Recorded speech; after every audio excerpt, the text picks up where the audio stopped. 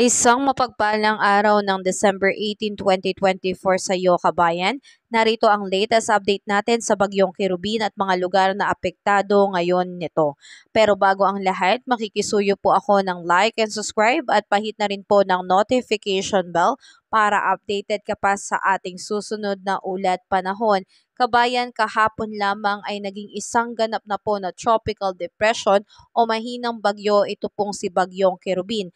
At sa kasalukuyan, ito po ay huling namataan sa layong 215 km east of southeast of Davao City o 245 kilometers east of General Santos City. So kabayan, ito po ay patuloy na kumikilos at may lakas na hangin. Maximum sustained winds po nito ay aabot po ng 45 kilometers per hour. Malapit po yan sa sentro at bumubugso up to 55 kilometers per hour. So mga kababayan, may kita natin na medyo mahina at matagal po ang kilos nitong Bagyong Kirubin. Pero ganun pa man, may nakataas po na tropical wind signal number 1, lalo na po dito sa area ng Davao Oriental. So pinag-iingat natin ang mga kababayan natin dyan, lalo na po't mararanasan nila ang malakas na bugso ng hangin dala nitong Bagyong Kirubin. So mga kababayan, bukod pa dyan, ito pong Bagyong Kirubin ay patuloy pong mararamdaman ng epekto dito po nga po sa may Davao Oriental. Bukod sa malakas na hangin na dala ay may kasama rin po itong pag-uulan. Kaya pinag-iingat ang lahat dahil ang ulan ay posibleng maging moderate to heavy rain na magdudulot po ng mga biglaang pagbaha and landslide. At ito pong Bagyong Kirubin ay patuloy din pong nakakaapekto ngayong araw sa may Eastern Visayas, kasama ang Caraga and the rest of Davao region. Kaya asahan ngayong araw ang maulap na kalangitan na may kalat-kalat na pag-ulan na may kasamang kulog at kidlat, lalo na po pagsapit ng hapon at gabi. So ang pag-ulan ay posibleng maging moderate to heavy rain, kaya pinag-iingat ang lahat sa posibilidad ng flash flood and landslide, lalo na po sa prone areas natin. Samantalang kasabay din po ng epekto nitong Tropical Depression Kirubin, narito pa rin po ang epekto nitong weather system natin na shoreline. So, ito po ay direktang nakakaapekto itong shoreline sa may Bicol region and Quezon. Kaya asahan ang pagkakaroon ng cloudy skies with scattered rains and thunderstorm. So, posible pa rin pong magdulot ng mga flash flood and landslide. At dito naman kabayan, dahil po sa trough o buntot nitong tropical depression, ito po ay nakakaapekto sa ilang bahagi ng Visayas pati po ng Mindanao. So, asahan ang cloudy skies with scattered rains and thunderstorm. Samantalang present pa rin po ang epekto nitong northeast monsoon dito po sa may Cagayan Valley, Cordillera, Administrative Region, Aurora, kaya asahan ng maulap na kalangitan na may kasamang pag-ulan. Samantalang ang Metro Manila ay patuloy na apektuhan pa rin po nitong northeast monsoon, partly cloudy to cloudy skies with isolated light rains o pag-ambon lamang, kaya wala po itong significant impact.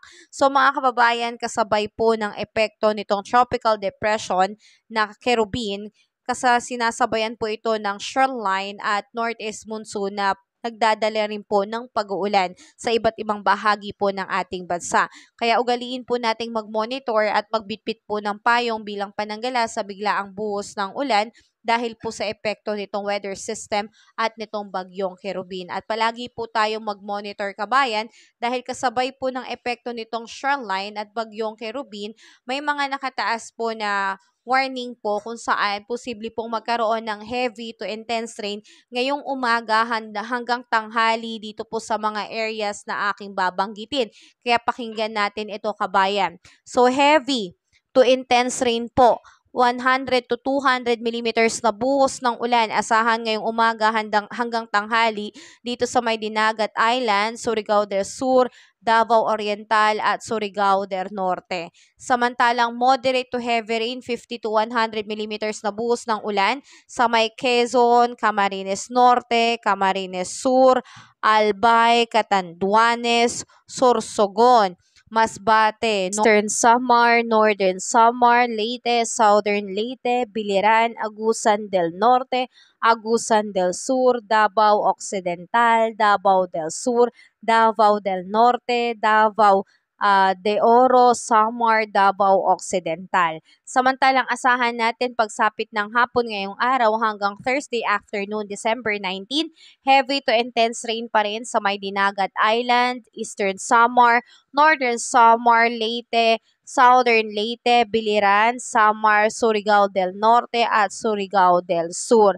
Moderate to heavy rain naman sa may Quezon, Camarines Sur, Albay, Catanduanes, Sorsogon, Masbate, Cebu, Bohol, Siquijor, Negros Oriental, Negros Occidental, Bukidnon, Camiguin, Lanao del Norte, Misamis Occidental, Misamis Oriental, Agusan del Norte, Agusan del Sur, Davao Occidental, Davao de Oro, Davao del Sur, Davao del Norte, Davao Oriental at Davao City, Camarines Norte, Agusan del Norte, Agusan del Sur, Davao del Sur, Misamis Oriental, Davao de Oro, Davao del Norte, Misamis Occidental, Negros Occidental. Samantalang pagsapit naman po ng Thursday afternoon to Friday afternoon, asahan ng heavy to intense rain dito po sa may Dinagat Island, Surigao del Norte, Surigao del Sur, Eastern Samar, Northern Samar, Samar, Leyte,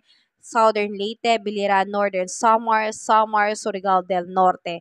Moderate to heavy rain sa may Quezon, Camarines Norte, Camarines Sur, Albay, Catanduanes, Sorsogon, Masbate, Cebu, Bohol, Siquijor, Negros Oriental, Negros Occidental, Bukidnon, Camiguin, Lanao del Norte, Misamis Occidental, Misamis Oriental, Agusan del Norte, Agusan del Sur, Davao Oriental. So mga kababayan, yan po yung inaasahan natin na pag-ulan simula ngayong araw, kabayan, hanggang pagsapit po ng December 20. So ito pong bagyong Kerubin, kabayan, ay inaasahan natin na ngayong araw habang tinatawid nito ang Palawan at Mindanao, ito po ay hihina at magiging remnant low na lang po. Pero kabayan, kahit na humihina ito o hihina dahil sa pagtawid nito sa may Palawan at Mindanao, hindi naman po natin inaalis ang posibilidad na ito po ay magkaroon ng re-intensification o biglang lumakas ulit, kabayan.